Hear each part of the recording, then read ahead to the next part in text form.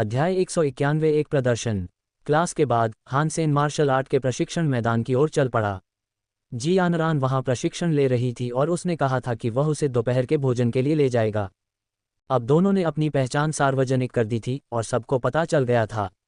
वे इसे छिपाने की कोशिश भी नहीं कर रहे थे, बल्कि साथ साथ दिखाई देने लगे, जिससे अविवाहित छात्रों को खुद पर तरस आने लगा। जब हान सेन प्रशिक्षण मैदान पर पहुंचे तो जी यानरान अभी भी प्रोफेसर की निगरानी में अन्य लोगों के साथ प्रशिक्षण ले रहे थे, इसलिए वह स्टैंड पर बैठ गए।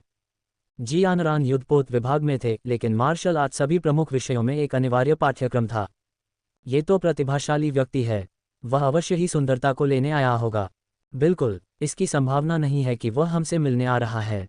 उसकी त्वचा बहुत अच्छी है, मैं सचमुच देखना चाहता हूं कि यह कैसा लगता है। ... कई छात्र फुसफुसा रहे थे। जब से जी यानरान हान सेन के साथ रिश्ते में थी, वह और भी ज्यादा रूखी हो गई थी। लोगों की बातें सुनकर वह जरा भी नहीं शर्माई और काफी संतुष्ट महसूस कर रही थी। यानरान, क्या तुम्हें हर दिन इस तरह दिखावा करने में मजा आता है? को लिली ने शिकायत करते हुए अपनी कोहनी से जी को छुआ। मुझे लगता है कि यह बहुत मजेदार है, जी यानरान मुस्कुराए और बोली। अगर तुम बुरा नहीं मानना चाहती तो तुम खुद ही कोई बॉयफ्रेंड ढूंढ सकती हो। मैं तुम्हारी तरह भाग्यशाली नहीं हूं कि एक मजबूत और आकर्षक आदमी तुम्हारी गोद में आ गया। को लिली ने कड़वाहट से कहा। मैं अपनी सुंदरता के बारे में क्या कर सकती हूं? मैंने तो इसके लिए पूछा भी नहीं था, जी यानरान ने मुस्कुराते हुए कहा। को लिली ने जी को घूरते हुए कहा, यानरान, मैंने पाया है कि जब से तुम उसके साथ हो तुम और भी बेशर्म हो गई हो। उसका बुरा असर है।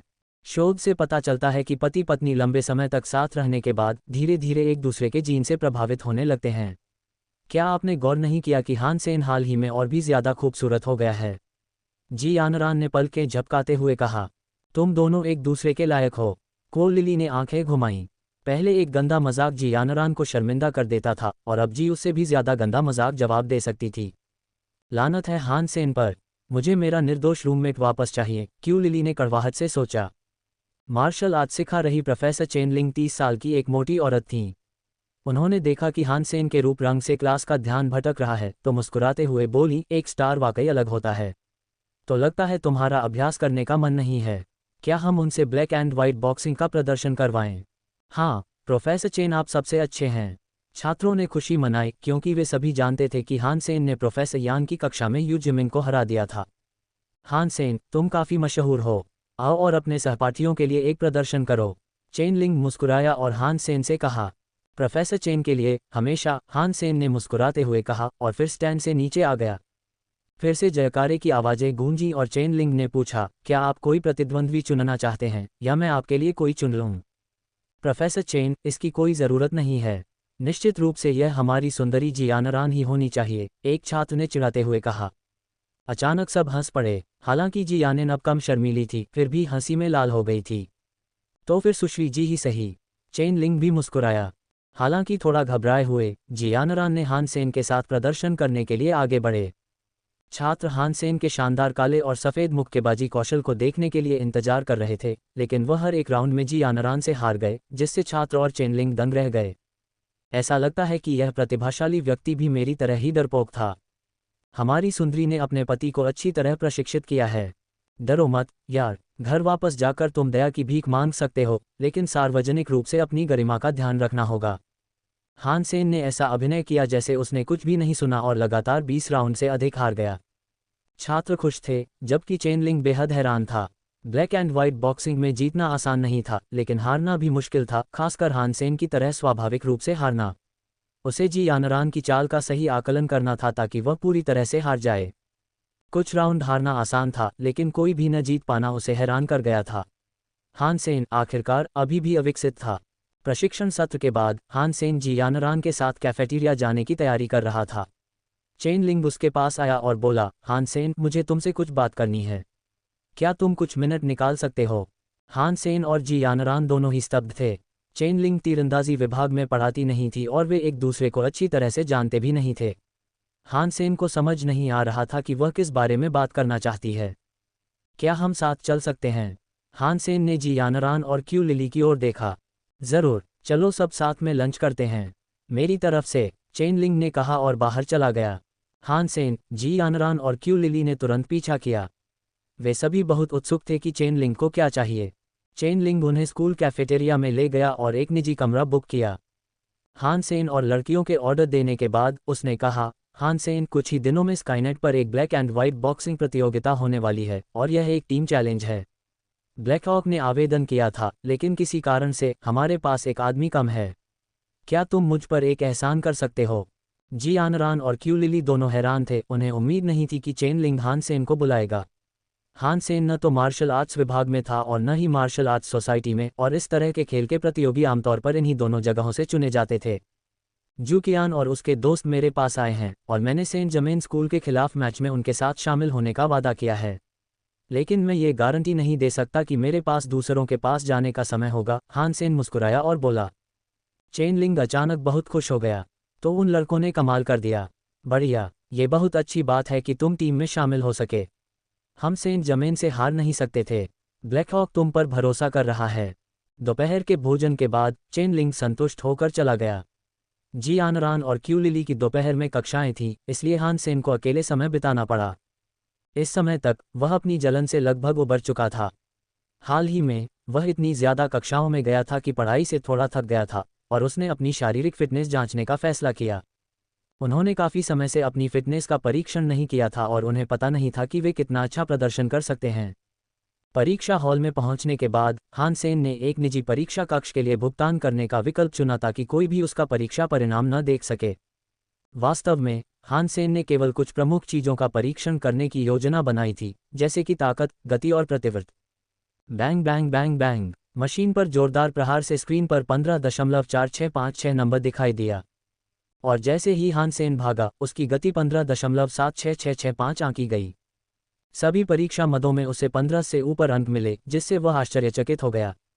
एलायंस के आंकड़ों के अनुसार जब कोई व्यक्ति सभी 4 प्रकार के जीनो पॉइंट्स पर अधिकतम अंक प्राप्त कर लेता है तो वह इन मदों में 15 अंक तक पहुंच सकता है। अगर कोई व्यक्ति कुछ खास चीज़ों में अच्छा है तो उसे 1 या 2 मदों में 16 या 17 अंक मिल सकते हैं। लेकिन अब हान सेन के पास पवित्र और उत्परिवर्ती जीनो पॉइंट्स की काफ़ी कमी थी और उसके परीक्षण के परिणाम पहले से ही 15 से अधिक थे, जो थोड़ा डरावना था। यदि वह इसी तरह चलता रहा तो हान सेन को भी यकीन नहीं हो रहा था कि जब वह हर चीज़ में अधिकतम प्रदर्शन करेगा तो उसका फिटनेस इंडेक्स कितना ऊंचा होगा। हान सेन ने अंदाज़ा लगाया कि ऐसा इसलिए था क्योंकि उसने जेट स्किन का अभ्यास किया था। हाइपर जीनो आज से किसी की फिटनेस बढ़ सकती है, लेकिन उसने अपने जैसे किसी सुधार के बारे में पहले कभी नहीं सुना था। आमतौर पर हाइपर जीनो आर्ट्स का अभ्यास करने वाला व्यक्ति सभी जीनो पॉइंट्स हासिल करने पर 17 या 18 तक पहुंच सकता था और 1 या 2 आइटम में 20 तक पहुंच सकता था। लेकिन हान सेन ने अनुमान लगाया कि जब वह अधिकतम व्यायाम करेंगे तो उनका फिटनेस सूचकांक संभवतः 20 को पार कर जाएगा, जो कि पहले कभी नहीं सुना गया था। परीक्षण कक्ष से बाहर आते समय हान सेन को एक आदमी मिला जो रुका था और हान सेन को पहचानता हुआ प्रतीत हो रहा था। लेकिन हान सेन इस आदमी को नहीं पहचान पाया, इसलिए वह आगे बढ़ता रहा। तो आप उस काले और सफ़ेद मुक्केबाजी प्रतियोगिता में भाग लेंगे? आदमी ने अचानक कहा। हान सेन रुक गया और यह सुनिश्चित करने के लिए चारों ओर देखा कि यह आदमी उससे बात कर रहा है। हाँ, तुम हो। हान सेन ने उसे ऊपर से नीचे तक देखा।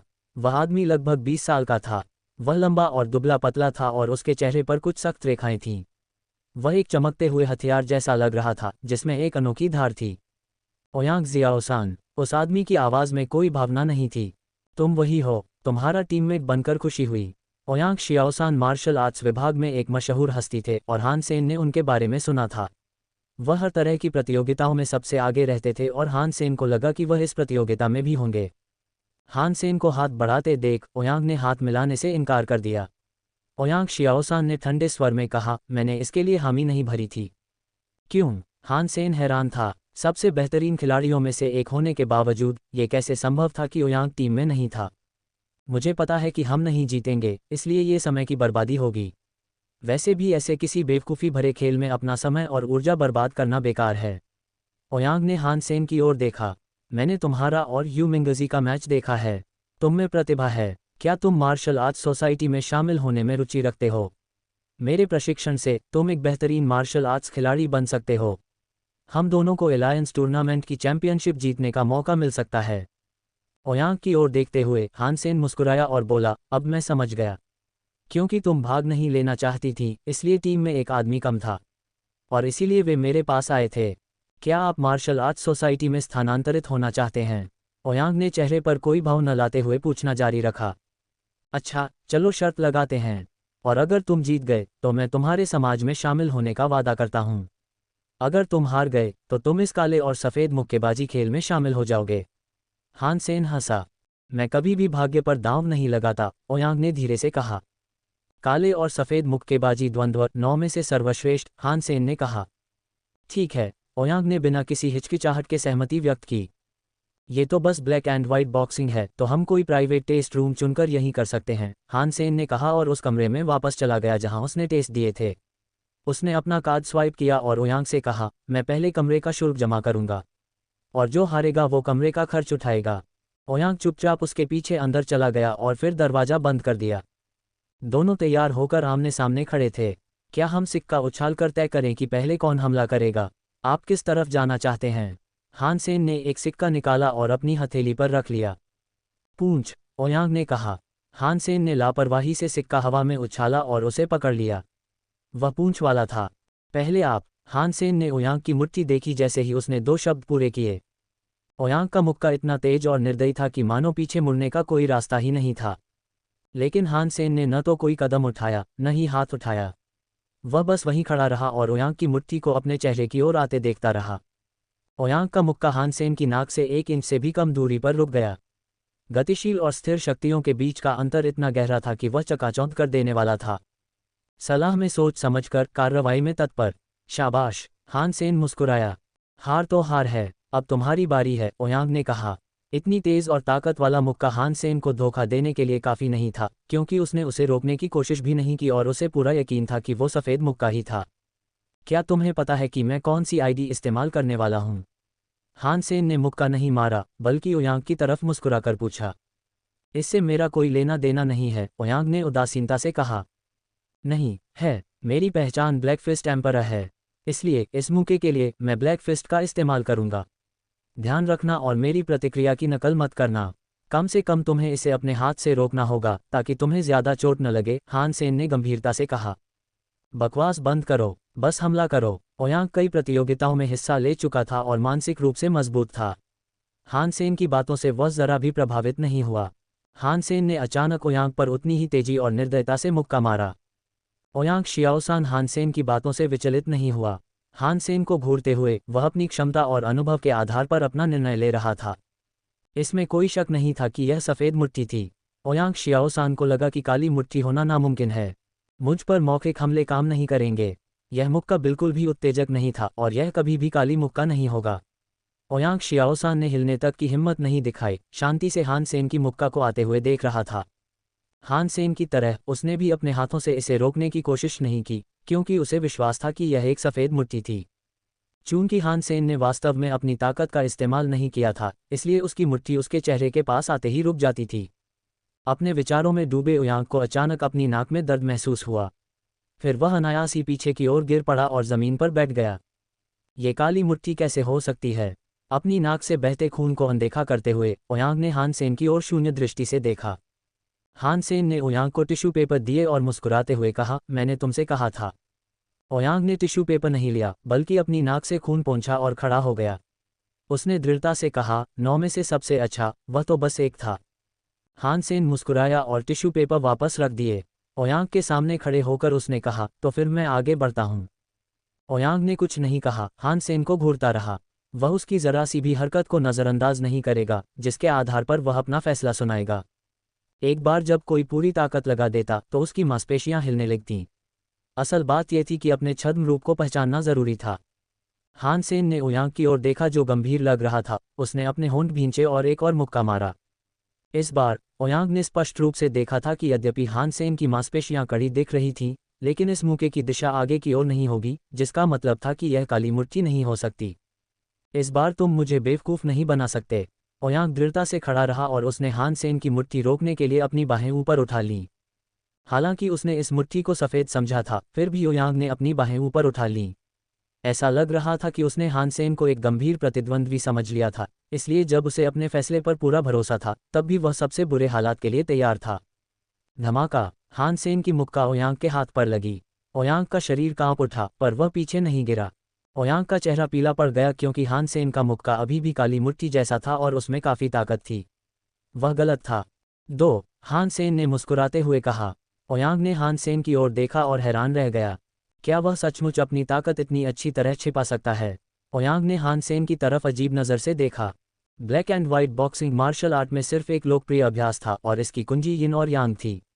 ब्लैक एंड व्हाइट बॉक्सिंग के मैच हाल ही में ही हुए थे। हालांकि इसे मार्शल आर्ट की मुख्यधारा नहीं माना जा सकता था, लेकिन अब ये काफ़ी लोकप्रिय हो गया था। आखिरकार ये देखने लायक एक शानदार मैच होता।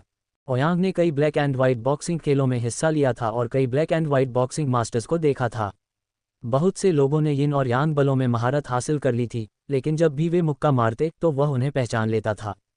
ओयांग के पास समृद्ध अनुभव था और वह अपने विरोधियों के इरादों के प्रति विशेष रूप से संवेदनशील था, जो ब्लैक एंड व्हाइट बॉक्सिंग खेलों में उसके लिए एक फ़ायदा था। खासकर जब वह रक्षात्मक पक्ष में होता था तो उसके गलत निर्णय लेने की संभावना बहुत कम होती थी। अगर कभी कभार गलतियां भी होती तो इसकी वजह यह होती कि उसके प्रतिद्वंद्वी ने कोई ऐसी चीज़ इस्तेमाल की थी जो उसने पहले कभी नहीं देखी थी, और जब वह उससे परिचित हो जाता तो वह काम नहीं करती। लेकिन हान सेन के खिलाफ 2 राउंड में उसने अपने पिछले सभी अनुभवों से कुछ अलग महसूस किया था। उस एहसास को बयान करना मुश्किल था। हान सेन की हरकतें न सिर्फ उसके शरीर के झूठे रूप की वजह से, बल्कि इसलिए भी भ्रामक थीं क्योंकि ओयांग को लग रहा था कि हान सेन का उसे मारने का कोई इरादा नहीं था। कुछ खामियां तो होंगी ही। अगर कोई चीज़ मेरे लिए अनजानी है तो मैं हमेशा पता लगा सकता हूं कि वह कैसे काम करती है। एक बार पता चल जाए तो वह मुझे बेवकूफ़ नहीं बना पाएगा। ओयांग शांत हुआ और तैयार हो गया। फिर से ओयांग ने धीरे से यह शब्द उगल दिया, टकराना। हान सेन ने एक मुक्का मारा और ओयांग ने अपनी बाहें ऊपर उठा लीं। इस बार हान सेन ने जोर से मुक्का मारा, लेकिन ओयांग अभी भी स्थिर खड़ा था। तुम बहुत फिट हो। हान सेन ने आश्चर्य से ओयांग को देखा। हालांकि उसने अभी भी अपनी ताकत बचा रखी थी, लेकिन 13 से कम फिटनेस इंडेक्स के साथ ओयांग उसे रोक नहीं पाएगा। ओयांग ने कोई जवाब नहीं दिया क्योंकि वह फिर से हार गया था। फिर से ओयांग हतोत्साहित नहीं था। हान सेन ने एक और मुक्का मारा और नतीजा वही रहा, ओयांग को एक और काली मुक्का झेलना पड़ा। इस बार हान सेन ने जानबूझकर अपनी ताकत कमज़ोर कर दी क्योंकि वह नहीं चाहता था कि लोगों को पता चले कि वह असल में कितना अच्छा है। ब्लैक एंड व्हाइट मुक्केबाजी में अच्छा प्रदर्शन करना सिर्फ ताकत की बात नहीं थी, बल्कि अपने प्रतिद्वंद्वी को बेवकूफ़ बनाना भी था। 4 ये तुम्हारा आखिरी मौका है। हान सेन ने ओयांग की ओर देखा और कहा। जाओ, ओयांग ने बिना किसी हिचकिचाहट के कहा। हान सेन ने ओयांग पर एक और जोरदार मुक्का मारा। उसकी गति गोली जितनी तेज थी। अचानक ओयांग पीछे हट गया और हान सेन की मुक्का चकमा दे दी। इस नाजुक मौके पर ओयांग ने अपने फैसले पर जोर न देते हुए उसे रोकने की कोशिश की, बल्कि चकमा देने का फैसला किया। चूंकि जब भी मुझे लगता है कि तुम सफ़ेद मुट्ठी का इस्तेमाल कर रहे हो तो तुमने काली मुट्ठी का इस्तेमाल किया। अगर मैं इसके विपरीत काम करूं तो मैं तुम्हें हरा सकता हूं, ओयांग ने आत्मविश्वास से भरी मुस्कान के साथ कहा। लेकिन बहुत जल्द ही ओयांग की मुस्कान गायब हो गई। जैसे ही ओयांग ने चकमा दिया, हान सेन की मुट्ठी हवा में जम गई। ये स्पष्ट था कि यदि यह मुक्का काला होता तो हान सेन इसे रोक नहीं पाता, जिसका अर्थ था कि यह सफ़ेद मुक्का था। क्यों? ये सफ़ेद मुट्ठी क्यों है? ओयांग का आत्मविश्वास इस सफ़ेद मुट्ठी से चकनाचूर हो गया। अपनी ताकत का इस्तेमाल बिल्कुल उसी तरह किया और ओयांग ने भी यही फैसला किया था। बस इस बार उसने अपने फैसले के खिलाफ काम किया। फिर भी वह गलत था। ये सफ़ेद मुट्ठी जो आधे रास्ते में ही रुक गई थी, उसके लिए 1000 वास्तविक मुक्कों से भी अधिक कठोर थी। तुमने सफ़ेद मुट्ठी का इस्तेमाल क्यों किया? हान सेन को घूरते हुए ओयांग जवाब जानना चाहता था। ब्लैक एंड व्हाइट बॉक्सिंग में 3 स्तर होते हैं, लोगों को देखना, दिल को देखना और शरीर को देखना। तुम अभी भी शरीर को देख रहे हो और मैं दिल को देखना शुरू कर रहा हूँ। इसीलिए मैं जीता। हान सेन ओयांग की तरफ मुस्कुराया। प्रतियोगिता के लिए पंजीकरण करना और अगली बार जब हम फिर मिलें तो कमरे का किराया मुझे देना याद रखना।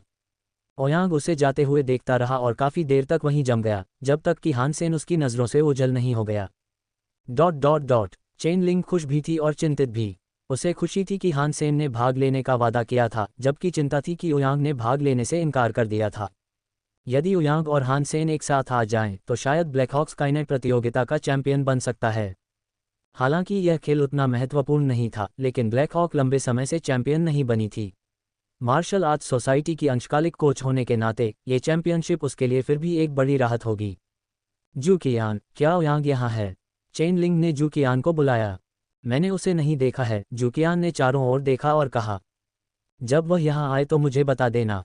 चेन लिंग अंतिम प्रयास करना चाहता था। अचानक चेन लिंग ने ओयांग को दरवाजे से आते देखा और तेजी से उसके पास गया।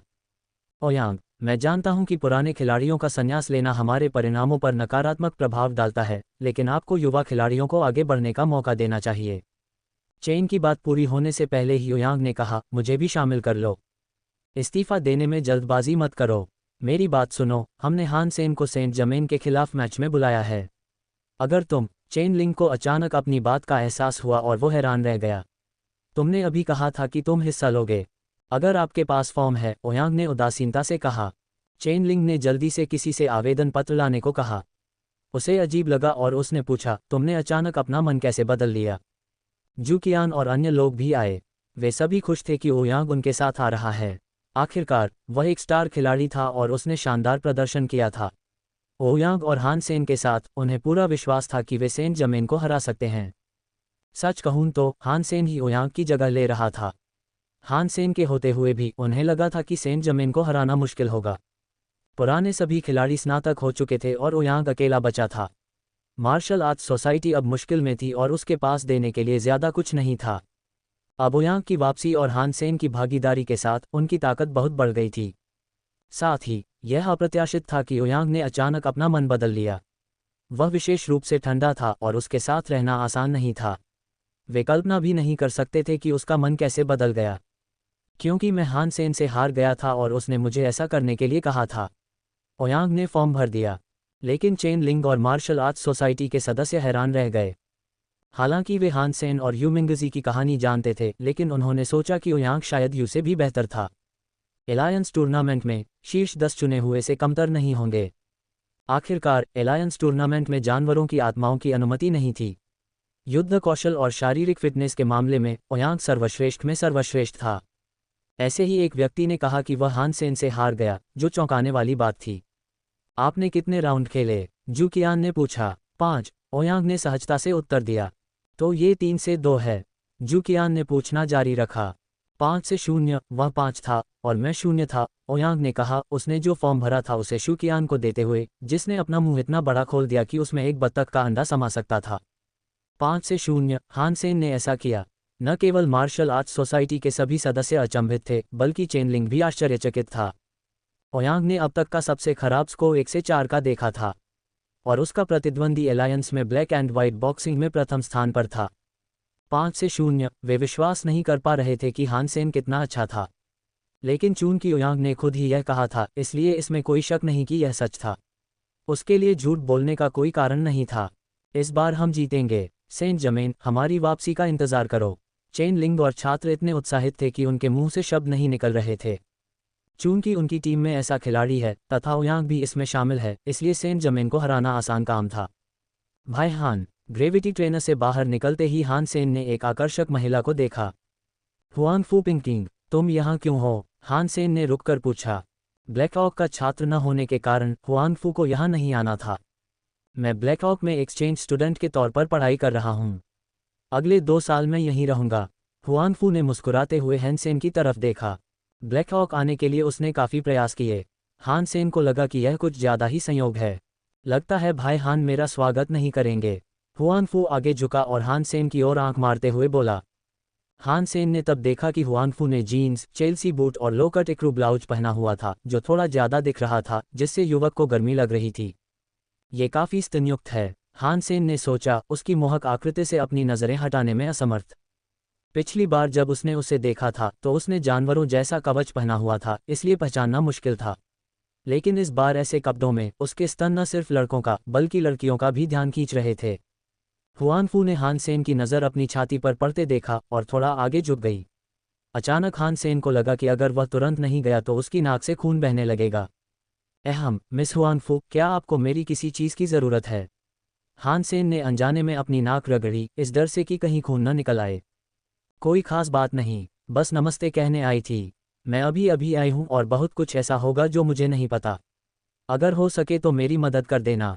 हुआन फू मुस्कुराया। हान सेन उसके रूप और फिगर को देखकर दंग रह गया। ज़रूर। हान सेन को अचानक लगा कि उससे दूर रहना ही बेहतर होगा। और हाँ, स्टील आर्मर शेल्टर में जानवरों की आत्माओं की नीलामी में अभी 2 दिन बाकी हैं। भाई हान, तुम्हें ज़रूर आना होगा। हुआन फू ने पलकें झपकाईं। हाँ, मैं करूँगा, लेकिन मैं नीलामी में भुगतान के तरीके के बारे में सोच रहा हूँ। हान सेन ने हाल ही में बहुत सारा सामान बेचा था। अपनी तनख्वाह और विज्ञापन शुल्क को मिलाकर उनकी कुल कमाई 6 करोड़ से ज्यादा थी। लेकिन जाहिर है, इतने पैसों में एक पवित्र रक्त पशु आत्मा मिलना काफ़ी नहीं था। अगर पशु आत्मा बहुत ज़्यादा जर्जर न हो तो उसे आसानी से 10 करोड़ से ज़्यादा में बेचा जा सकता था। ये तो बताने की आवश्यकता ही नहीं है कि स्वर्ग का पुत्र जो बहुत अमीर था, वह भी स्टील शेल्टर में था और धन के मामले में हानसेन का उससे कोई मुकाबला नहीं था। लेवो डॉलर काम करते हैं और आप वस्तु विनिमय भी कर सकते हैं। हुआनफू ने हानसेन की तरफ मुस्कुराते हुए कहा, अगर आपको कोई चीज़ पसंद आए तो आप मुझे बता सकते हैं और मैं उसे आपके लिए रख सकता हूँ। हानसेन ने सोचा, मैंने तो जानवरों की आत्माएं भी नहीं देखीं, मुझे कैसे पता चलेगा। हुआनफू ने उसके मन की बात समझ ली और उसके सामने उससे हाथ मिलाया। उसके स्तन भी हिल रहे थे और हानसेन लगभग बेहोश हो गया। नीलामी में जानवरों की आत्माओं की जानकारी है। अगर आपको कुछ पसंद आए तो मुझे बताएं, मैं उसे रख लूँगा। हुआनफू ने चिप उसके हाथों में रख दी। क्या तुम सच में ऐसा सोचते हो? हानसेन इतना खुश था कि वह चिप को तुरंत अपने कॉमलिंक में डालना चाहता था। जल्दी मत करो, और यह बातचीत करने के लिए सबसे अच्छी जगह नहीं है। ये जानकारी अभी भी एक व्यावसायिक रहस्य है और हम नहीं चाहते कि कोई इसे देखे। चलो, मैं तुम्हारे लिए दोपहर का खाना बनाऊंगा। फिर हुआनफू ने हानसेन का हाथ पकड़ा और हानसेन को बाहर ले गया। हानसेन ने अपनी बांह पर कोमलता महसूस की और वह खामोश हो गया। बहन, मैं आपके लिए दोपहर का भोजन खरीदूंगा। हानसेन को लगा कि इस खाने के दौरान उसके साथ छेड़छाड़ हुई है। हुआनफू उसके बगल में बैठ गया। जब वह बोल रही थी तो उसके होंठ लगभग उसके कानों को छू रहे थे। उसकी सांसों की गर्माहट उसे चुभ रही थी। हालांकि वह उस औरत के बारे में नहीं बल्कि उन जानवरों की आत्माओं के बारे में सोच रहा था। हुआनफू और उसके लोग स्टील आर्मर शेल्टर में लाए गए जानवरों की आत्माओं को बेच रहे थे और काफ़ी पैसा कमा रहे थे। लेकिन वे केवल आदिम पशु आत्माएं थीं और नीलामी के लिए पशु आत्माएं कम से कम उत्परिवर्ती थीं। हानसेन ने उत्परिवर्ती पशु आत्माओं को ध्यान से नहीं देखा और सीधे 2 पवित्र रक्त आत्माओं की ओर मुड़ गया। उनमें से एक उड़ने वाली पशु आत्मा थी जिसे होली बर्ड कहा जाता था, जो रंगीन पंखों की एक जोड़ी थी। और दूसरा एक जानवर की आत्मा वाला हथियार था जो हानसेन हमेशा से चाहता था। ये सिर्फ 2 फीट लंबा एक चमकदार चांदी का हार्पून था। इसका ब्लेड और नोक इस तरह के आकार के थे कि इसे देखकर डर लगता था। हानसेन को पहली नज़र में ही हार्पून से प्यार हो गया। हार्पून बनाने के लिए खंजर से ज़्यादा कठिन तकनीकों की ज़रूरत होती है और यह एक बहुत ही दुर्लभ हथियार था। हानसेन को पवित्र रक्त हार्पून में बहुत दिलचस्पी थी और उसने उसका नाम देखा। फिर उसने हुआनफू से पूछा, बहन, 3 ब्लेड वाला हार्पून कितने का है? हुआनफू उठकर बोला, सिद्धांततः 2 पवित्र रक्त वाले लोगों को नीलामी में दिखाया जाना था, लेकिन अगर आप इसे चाहते हैं तो मैं इसे आपको पहले ही बेच सकता हूँ। उस स्थिति में हमें अनुमानित मूल्य पर व्यापार करना होगा। मैं व्यवसाय का एकमात्र मालिक नहीं हूँ और इस बारे में कुछ नहीं कर सकता। कितने का है? हानसेन ने फिर पूछा। हुआनफू ने अपना कॉमलिंग निकाला और हानसेन को मूल्य सूची दिखाई। जब हानसेन ने हार्पून की कीमत देखी तो उसने कड़वाहट से कहा, 230 मिलियन, मैं इसे वहन नहीं कर सकता। उसकी सारी संपत्ति मिलाकर 60 मिलियन से ज्यादा थी और उसके पास 3 वॉरफ्रेम भी थे। उसने सिल्वर किलर और नीले एसकेटीएस बेचने की योजना नहीं बनाई थी। अगर वह बाकी एसकेटीएस भी बेच देता तो भी 70 मिलियन की अतिरिक्त कमाई होती, जिससे हार्पून की कीमत पूरी हो जाती। हुआनफू ने कहा, अनुमानित कीमत निश्चित रूप से बहुत ज़्यादा है, खासकर इसलिए क्योंकि इस बार सन ऑफ हेवन भी इसमें शामिल होंगे। अगर आप वाकई चाहते हैं तो मैं आपको कर्मचारी छूट दे सकता हूं, जिसके बाद यह 18 करोड़ हो जाएगी। हानसेन को तब पशु आत्मा उद्योग में अपार लाभ मार्जिन का एहसास हुआ और यह भी पता चला कि पवित्र रक्त वाले पशु आत्मा की कीमत कितनी होती है। अपनी सभी पवित्र रक्त पशु आत्माओं को बेचकर वह बहुत अमीर बन जाएगा। हानसेन को चुप देखकर हुआनफू ने कहा, अगर अब भी तुम्हारा पेट नहीं भरा तो मेरे पास एक प्रस्ताव है कि तुम बिना एक पैसा खर्च किए हार्पून ले लो। कैसा प्रस्ताव? हानसेन थोड़ा हैरान हुआ। अगर आप एक अनुबंध पर हस्ताक्षर करने और 2 साल के लिए हमारी कंपनी के लिए काम करने को तैयार हैं तो 3 ब्लेड वाला हार्पून आपको वेतन के रूप में दिया जा सकता है। हुआनफू ने हानसेन की ओर देखते हुए धीरे से कहा। हानसेन थोड़ा हिचकिचाया, फिर हंसा। मुझे नहीं पता था कि मेरी सालाना कमाई 10 करोड़ डॉलर होगी। हुआनफू ने कहा, भले ही आप एसकेटीएस के प्रवक्ता हो, मैं आपको नौकरी पर रखने के लिए इतनी रकम नहीं दूंगा। लेकिन डेविल डेजर्ट में आपकी क्षमता देखने के बाद मुझे पता है कि आप अन्य आश्रयों में व्यापार करने में हमारी बहुत मदद करेंगे। क्या आप हमारे साथ जुड़ना चाहेंगे? ब्लैकहॉक में आने के लिए उसने जो परेशानियां उठाईं उसका कारण था हानसेन को नौकरी पर रखना। शुक्रिया बहन, लेकिन मैं इन शर्तों से सहमत नहीं हो सकता। हानसेन ने उसे मना करने में ज़रा भी संकोच नहीं किया। यद्यपि उसके लोग अन्य आश्रयों की यात्रा करते थे और उन्नत प्राणियों से टकराते थे, लेकिन व्यापार के लिए वे जोखिम से बचते थे और हान सेन ऐसा नहीं चाहता था। मना करने में जल्दबाजी मत करो। तुम सोच सकते हो, हम तुम्हारी तनख्वाह पर भी बातचीत कर सकते हैं। हान सेन के मना करने पर हुआंगफू ने हार नहीं मानी। बहन, मुझे सचमुच बहुत दुख है। हान सेन उसके प्रस्ताव को ठुकराने के लिए बहुत दृढ़ था। हुआंगफू को उम्मीद नहीं थी कि हान सेन इतना सीधा होगा, लेकिन चूंकि वह पहले से ही वहां मौजूद थी, इसलिए वह आसानी से हार नहीं मानने वाली थी। अच्छा, तो फिर बात बदलते हैं। जब भी तुम्हारा मन बदले तुम मेरे पास आ सकती हो। हुआंगफू ने शराब की एक बोतल खोली और उनके गिलासों में डाल दी। एक घूंट लेते हुए हुआंगफू ने अपना गिलास पकड़ा और कहा, कंपनी के सदस्य के रूप में मैंने काम की बातचीत समाप्त कर ली है और अब हम निजी मामलों पर बात कर सकते हैं। निजी मामले क्या हैं? हान सेन ने उसे हैरानी से देखा। हुआंगफू ने अचानक हान सेन की बांह पकड़ ली और एक आकर्षक मुस्कान के साथ पूछा, भाई हान, क्या आपकी कोई गर्लफ्रेंड है? अगर नहीं, तो क्या आप मुझे लेने पर विचार करेंगे? हान सेन ने हुआंगफू पर वह शराब उगल दी जो उसने अभी अभी पी थी।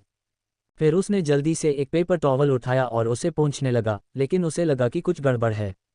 पेपर टॉवल के नीचे उसके शानदार स्तन थे जो पोंछते समय उछल रहे थे। तुम? हुआंगफू के गाल लाल हो गए। उसने सोचा भी नहीं था कि सब कुछ ऐसा होगा। मुझे माफ़ करना, मुझे माफ़ करना, मेरा यह मतलब नहीं था। हान सेन ने जल्दी से लेकिन अनिच्छा से अपने हाथ वापस ले लिए।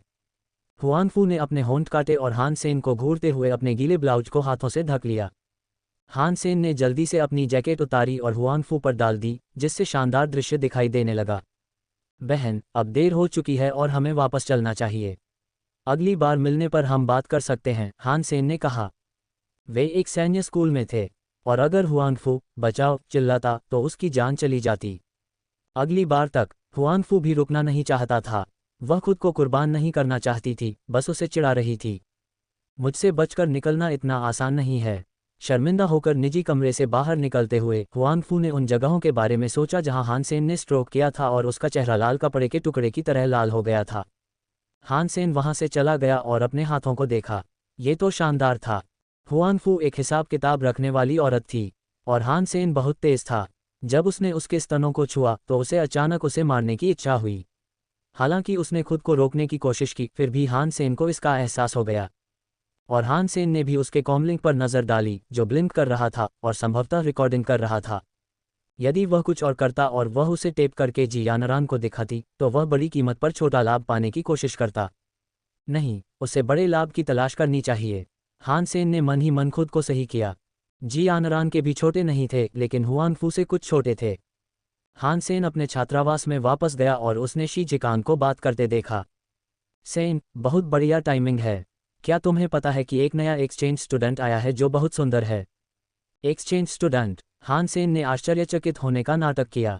शी अचानक उत्साहित होकर बोला, हाँ बिल्कुल बेब, वो खूबसूरत है, खासकर उसकी।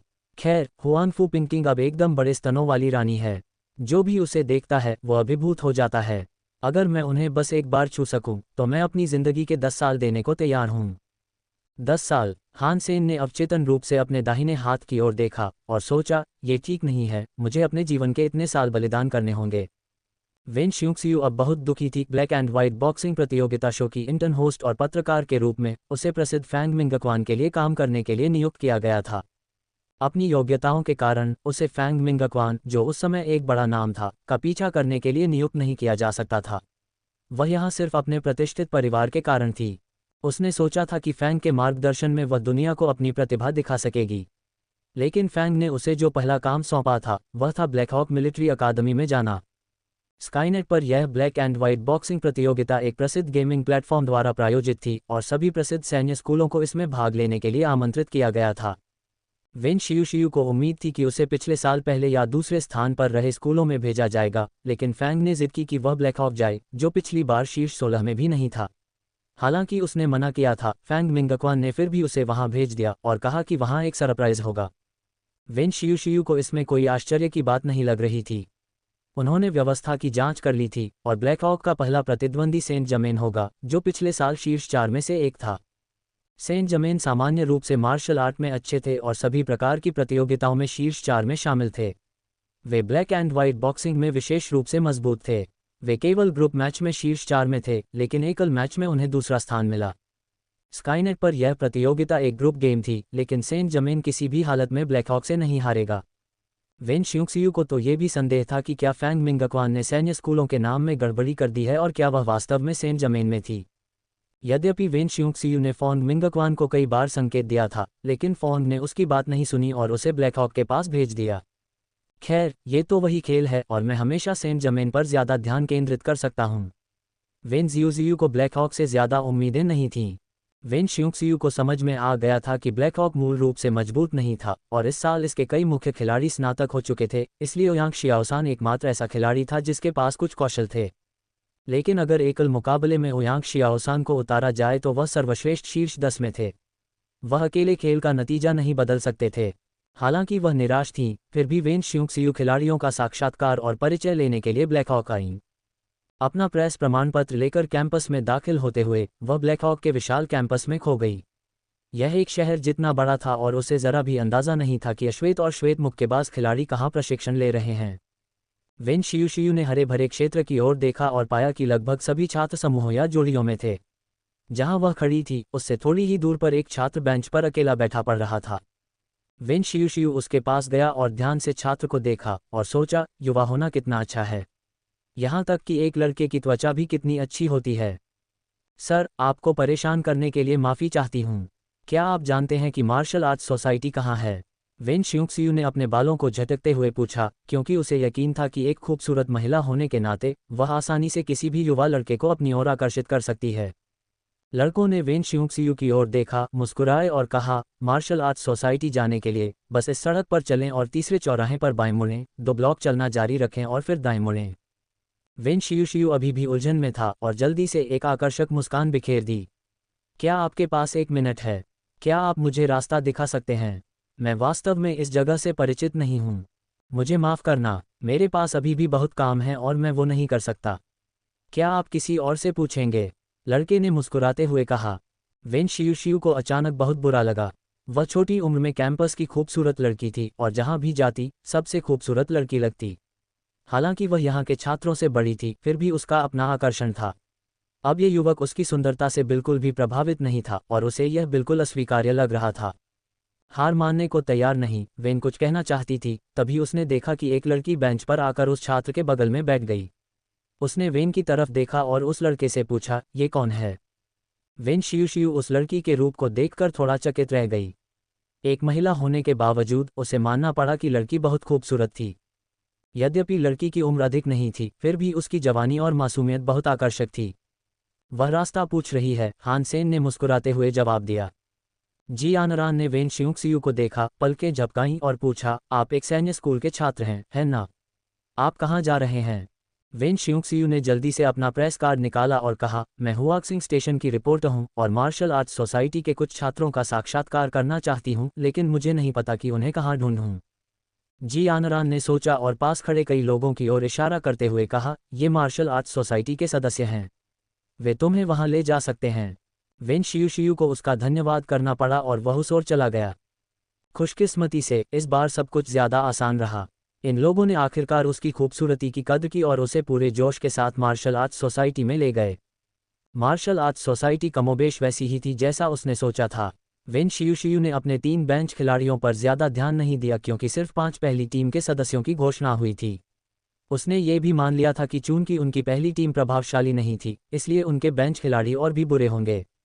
लेकिन जब वेन शियूक्सियू ने उस लड़के के बारे में सोचा जिससे वह आज स्कूल में मिली थी, तो उसे लगा कि वह कुछ हद तक परिचित लग रहा था, लेकिन वह उसे पहचान नहीं पाए।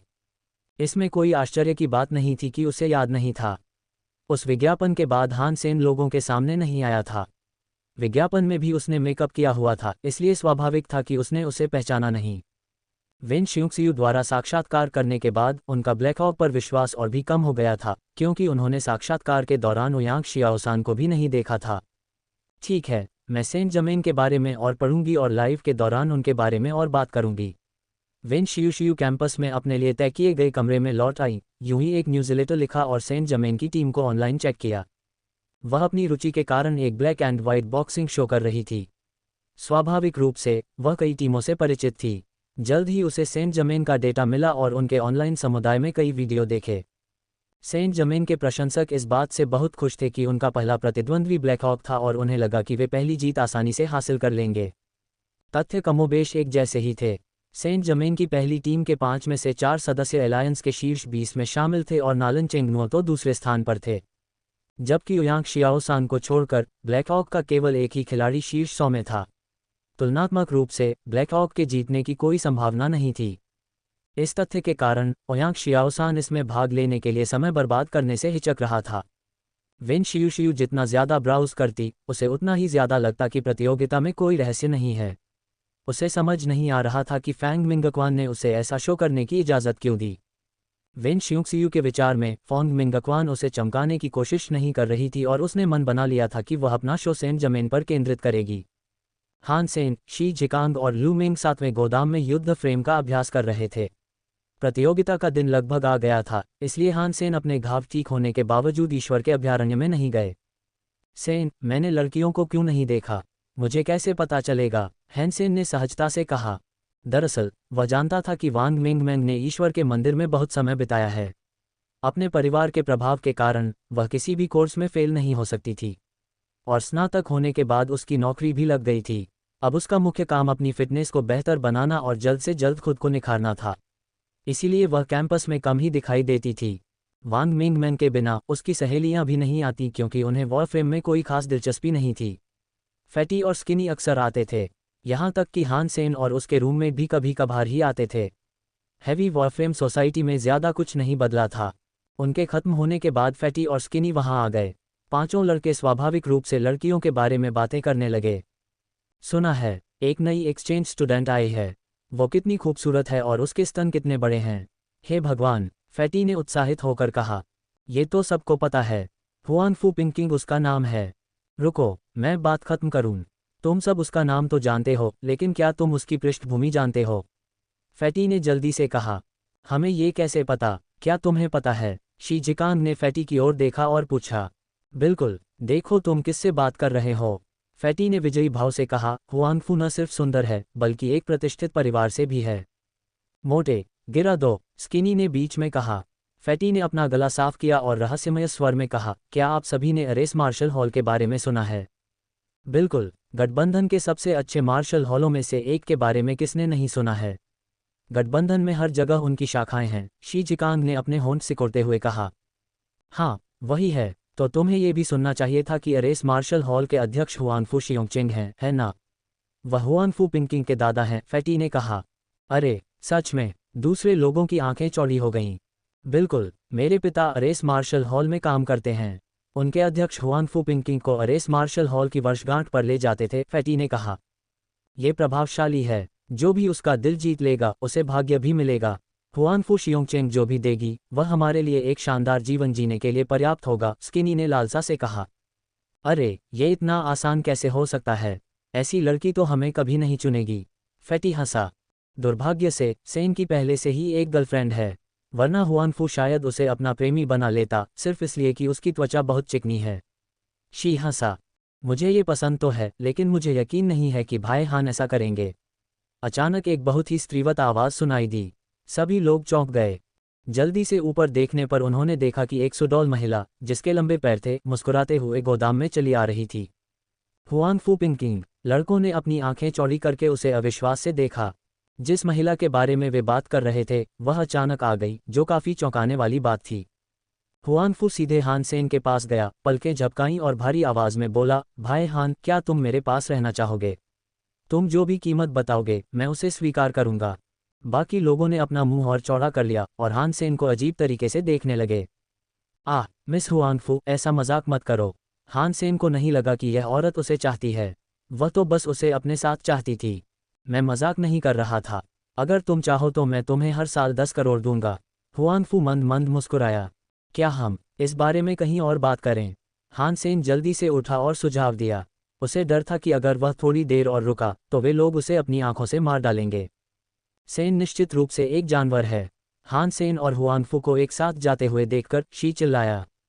बहन, तुम यहाँ क्यों आए हो? हान सेन हुआन फू को गोदाम के बाहर हरे भरे इलाके में ले गया। आधी रात होने वाली थी, इसलिए आसपास कोई नहीं था। क्या मैं बिना किसी कारण के आपके पास नहीं आ सकता? हुआनफू ने हान सेन की ओर स्पष्टता से देखा। हाँ बिल्कुल, लेकिन अब बहुत देर हो चुकी है। अगर तुम्हारे पास कहने को कुछ नहीं है तो मुझे वापस आराम करने जाना चाहिए। क्या हम अगली बार बात कर सकते हैं? हान सेन ने अपने होंठ चाटे और कहा। क्या तुम्हें डर है कि जी यानरान को पता चल जाएगा?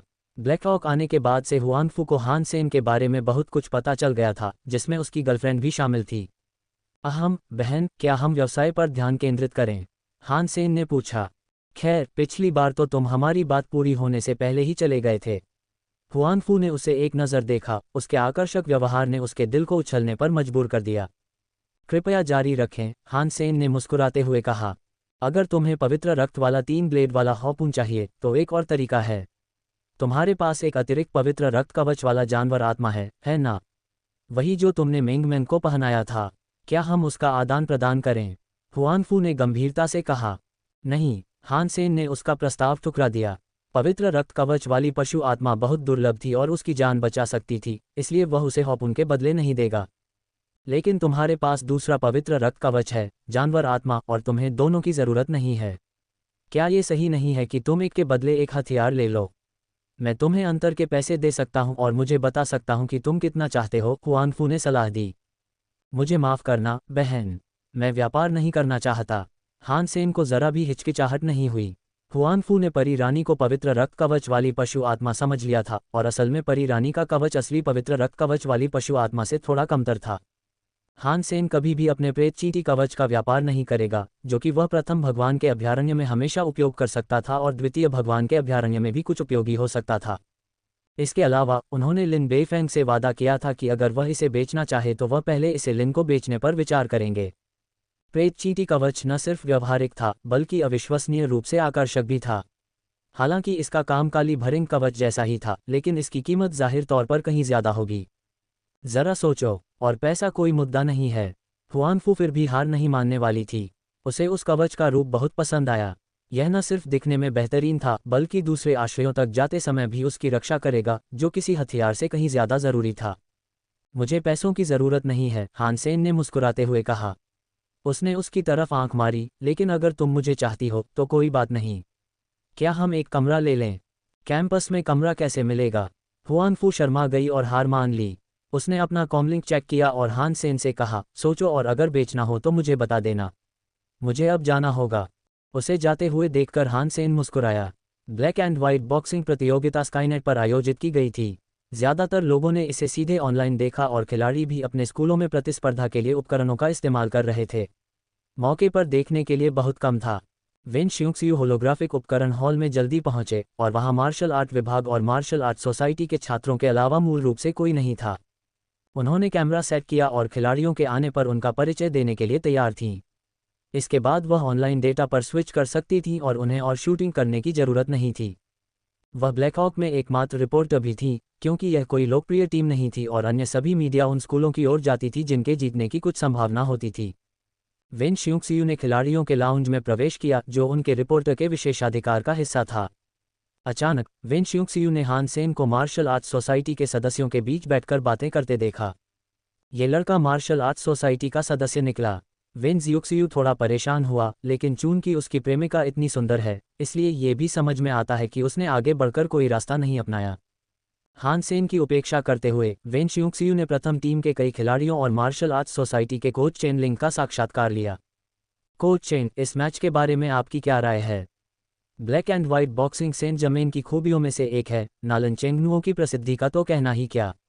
आपके पास क्या योजना या रणनीति है? वेन शियूक्सियू ने चेन लिंग से पूछा। किसी योजना या रणनीति की आवश्यकता नहीं है। ब्लैकहॉक जीतेगा, बस, चेन लिंग ने सहजता से कहा।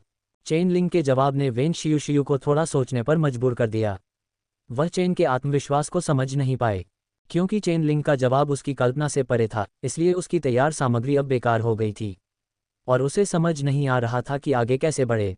वेन को उम्मीद थी कि सेंट जर्मेन एक बहुत मजबूत टीम है और ब्लैकहॉक अपना सर्वश्रेष्ठ प्रयास करेगा। लेकिन चेन लिंग ने उसे चौंका दिया। वेन ने अपना मुंह खोला, लेकिन कुछ भी कहने के लिए सोच नहीं पाए। मुझे कुछ काम निपटाना है। सुश्री वेन, क्या आप पहले मेरे खिलाड़ियों का इंटरव्यू लेंगी? चेन लिंग ने वेन शियूशियू की नज़र देखी और उसे मज़ा आया। वेन शियूशियू शर्मिंदा होकर खिलाड़ियों की ओर मुड़ी। आखिरकार उसने ओयांग शियाओसान को देखा, जो आराम कर रहा था। वह झिझकी और सबसे पहले शुकियान के पास गई, जिससे उसने बात की थी। हाय जुकियान, क्या तुम्हें इस खेल पर भरोसा है? शुकियान से बात करना बहुत आसान था और इंटरव्यू देने में उन्हें बहुत खुशी हुई। उन्होंने मुस्कुराते हुए कहा, ज़रूर, हम ज़रूर जीतेंगे। उनकी बात सुनकर वेन को लगा कि पूरी टीम बहुत ज़्यादा आशावादी थी और अपनी कमजोरियों से अनजान थी। वेन ने कुछ और सवाल पूछे और कई अन्य खिलाड़ियों का साक्षात्कार लिया। सभी के जवाब एक जैसे थे, ब्लैकहॉक सेंट जर्मेन को हराकर अगले दौर में पहुंच जाएगा। मिस्टर ओयांग, मैं नालन चेंगनुओ पर आपकी राय जानना चाहूँगा। वेन शियुक्सियू को आखिरकार ओयांग जियाओसन का साक्षात्कार करने का मौका मिला। मैं उसे नहीं जानता, ओयांग ने अपनी आंखें भी नहीं उठाईं। वेन शियुक्सियू को इस बात का कोई अंदाज़ा नहीं था कि उनके साक्षात्कारों से स्काईनेट में बहस छिड़ गई है। फैंग मिंगक्वान ने वेन शियुक्सियू को ब्लैकहॉक के पास भेजा ताकि वह उसे मूर्ख न बनाए। वेन शियुशियू एक महत्वपूर्ण परिवार से थी और अपने भविष्य की परवाह करने वाले व्यक्ति के रूप में फैंग मिंगक्वान को उसका पूरा ध्यान रखना था। वह जानता था कि हान सेन भी खेल में भाग लेगा, इसीलिए उसने वेन को ब्लैकहॉक भेजा था। जैसे ही वेन का शो शुरू हुआ, उन्होंने अपने शो में इसका प्रचार किया और उनके कई वफादार प्रशंसकों और दर्शकों ने उनका कार्यक्रम देखा। फैंग मिंगक्वान अब बहुत अच्छा कर रहा था। उसके सभी शो सफल रहे थे। जैसे ही उसने वेन के शो का प्रचार किया, वेन को अचानक 10 लाख से ज़्यादा दर्शक देखने लगे। दरअसल ये मुकाबला कोई बहुत बड़ा नहीं था। कुछ लोग ध्यान भी दे रहे थे, लेकिन संभावना यही थी कि वे सेंट जर्मेन की तरफ थे, क्योंकि नालन चेंगनुओ के साथ वह ज़्यादा मजबूत टीम थी।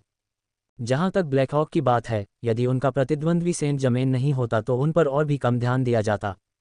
जिन लोगों ने फैंग मिंगक्वान की सिफारिश का इंतजार किया था, उनमें से ज़्यादातर लोग अविकसित थे। वेन का इंटरव्यू देखने के बाद वे नाराज़ हो गए। ब्लैकहॉक इतना घमंडी है, उन्हें ऐसा कहने का साहस किसने दिया? हाँ, सेंट जर्मेन को ब्लैकहॉक ने तुच्छ समझा। ये देखने का इंतजार है कि वे कैसे हारते हैं। ब्लैकहॉक की श्वेत शाम मुक्केबाजी प्रतिभा के कारण उनमें ये कहने का साहस था। बकवास, मैं सचमुच जानना चाहता हूं कि सेंट जर्मेन इसे देखने के बाद क्या सोचेंगे। ... संयोगवश सेंट जर्मेन का एक खिलाड़ी फैंग मिंगक्वान का प्रशंसक था और लाउंज में उसका शो देख रहा था। ये देखकर कि फैंग मिंगक्वान द्वारा प्रचारित शो उनके मैच का लाइव शो था, वह उस पर क्लिक कर गया और आग बबूला हो गया। ब्लैकहॉक, तुम्हें लगता है कि तुम अच्छे हो? रुको, जब तक तुम यह न देख लो कि हम तुम्हारी पिटाई कैसे करते हैं, वांग यांगजुन ने बेरहमी से सोचा। सेंट जर्मेन और ब्लैकहॉक हमेशा से एक दूसरे के दुश्मन रहे हैं। सबसे महत्वपूर्ण मार्शल आर्ट खेलों में सेंट जर्मेन ने ब्लैकहॉक को कई बार शीर्ष 8 में प्रवेश करने से रोका था। एक हारे हुए व्यक्ति को इतना अहंकारी देखकर वांग यांगजुन पागल हो गया। चेंगनुओ, इसे देखने आओ। वांग यांगजुन नालन चेंगनुओ के पास गया और साक्षात्कार का वह हिस्सा फिर से सुनाया। ब्लैकहॉक टीम का दिमाग खराब हो गया है, लियू युनशिंग ने यह देखने के बाद व्यंग्य किया। और भ्रमपूर्ण मा चांगकोंग हंसा। बेचारे, वांग यांगजुन भी हंसा। नालान चेंगनुओ ने वीडियो पर नज़र डाली, पलकें झपकाईं और कुछ नहीं बोला। उसने आंखें सिकोड़ लीं और हाथ में रखी जेली खाता रहा। चेंगनुओ, तुम बहुत ज़्यादा जेली खा रहे हो, इससे तुम्हें डायबिटीज़ हो सकती है। वांग यांगजुन ने नलान की बेदाग त्वचा को ईर्ष्या से देखा। मधुमेह, ये तो एक प्राचीन बीमारी है। लियू युनशिंग हंसा। टीम ने ब्लैकहॉक को गंभीरता से न लेते हुए बातें की और हंसे। दरअसल इस साल Saint Germain black and white boxing में खास तौर पर मजबूत था। उनके पास न सिर्फ एक स्टार खिलाड़ी नालन चेंगनुओ था, बल्कि शीर्ष 20 में 3 अन्य खिलाड़ी भी थे। साथ ही नई भर्ती हुई प्रतिभा ली यू के साथ सेंट जर्मेन के मिलिट्री अकादमी लीग गेम की चैंपियनशिप जीतने की पूरी संभावना थी। ये स्काईनेट प्रतियोगिता उनके लिए आसान होनी चाहिए। ब्लैकहॉक में उनके लिए एकमात्र खतरा ओयांग शियाओसान था, जो नालन के सामने कोई मुकाबला नहीं कर सकता था और सेंट जर्मेन के बाकी खिलाड़ियों से ज़्यादा बेहतर भी नहीं था। चेंगनुओ, इस बार तुम पहले जाओ और उन्हें सबक सिखाने के लिए उन्हें 5-0 का स्कोर दो। वांग यांगजुन को अचानक एक विचार आया। बहुत बढ़िया विचार है। खेल के बाद वे क्या कहते हैं देखते हैं, मा चांगे ने मुस्कुराते हुए कहा। ठीक है, मैं उनके इंटरव्यू देखने के लिए बेताब हूँ। लियू यानशिंग भी हंस पड़े। हमें कोच की व्यवस्था का पालन करना चाहिए। नालन अभी भी एक हानिरहित मुस्कान के साथ जेली खा रहा था। कोई समस्या नहीं होनी चाहिए। ब्लैकहॉक के खिलाफ हमें उन्हें गंभीरता से लेने की ज़रूरत नहीं है। मैं कोच से बात करूंगा और वह मान जाएंगे, वांग यांगजुन ने कहा और कोच के पास गया। सेंट जर्मेन के कोच शू युंडी ने वांग यांगजुन का प्रस्ताव सुना और उनकी आंखें चमक उठीं। शू ने मुस्कुराते हुए कहा, ब्लैकहॉक से लड़ने के लिए हमें नालन की भी ज़रूरत नहीं पड़ेगी। ली यू पहले जा सकता है और उन्हें आसानी से 5-0 का अंतर दे सकता है। क्या ली यू ऐसा कर सकता है? वांग यांगजुन ने थोड़ा चिंतित होकर कहा। निश्चिंत रहो, ली यू, नालन जितना अच्छा तो नहीं है, लेकिन अभी उसे शीर्ष 10 में होना चाहिए। उसे भेजना ही ब्लैकहॉक को हराने के लिए काफ़ी होगा। जू युंडी हंसा। ली यू एक ऐसी प्रतिभा थी जिसकी खोज शू युंडी ने अपने कोचिंग करियर में की थी। शू को लगता था कि ली यू ही अगला नालन प्रॉमिस होगा। ली बहुत प्रतिभाशाली था और उसे बस थोड़े से अनुभव की ज़रूरत थी। जू युंडी का मानना था कि उनकी देखरेख में ली यू 2 साल से भी कम समय में नालन जितना अच्छा बन जाएगा। इस समय ब्लैकहॉक से निपटने के लिए ली यू ही काफ़ी था। ली यू, क्या आप डिलीवरी कर सकते हैं? जू युंडी ली को देखकर मुस्कुराए। कृपया आश्वस्त रहें, कोच। मैं उन्हें जवाबी हमला करने का कोई मौका नहीं दूंगा, ली ने धीरे से कहा। तो फिर ऐसा ही करते हैं। तुम सबसे पहले उठोगे। जू युंडी ने उसके आत्मविश्वास की बहुत सराहना की। वांग यांगजुन ने कुछ नहीं कहा। ली यू वाकई ब्लैक एंड व्हाइट बॉक्सिंग में बहुत प्रतिभाशाली था। अगर वह ओयांग शियाओसान को हरा देता तो उनके लिए 5-0 का स्कोप आना आसान होता। ओयांग शियाओसान के खिलाफ मैच अहम था। वांग यांगजुन और ओयांग कई बार लड़ चुके थे और वांग ओयांग की तारीफ करते थे। ओयांग के साथी ही बुरे थे। कैसा रहेगा? कोच मान गए। वांग यांगजुन को वापस आते देख लियू यानशिंग ने जल्दी से पूछा। वांग यांगजुन ने कहा, कोच ने कहा, ब्लैकहॉक को हराने के लिए ली यू ही काफ़ी था। ये सच है, ली यू काफ़ी प्रतिभाशाली है। अगर वह ओयांग को हरा दे तो बाकी सब उसके लिए कोई खतरा नहीं रहेंगे। लियू युनशिंग ने सिर हिलाया।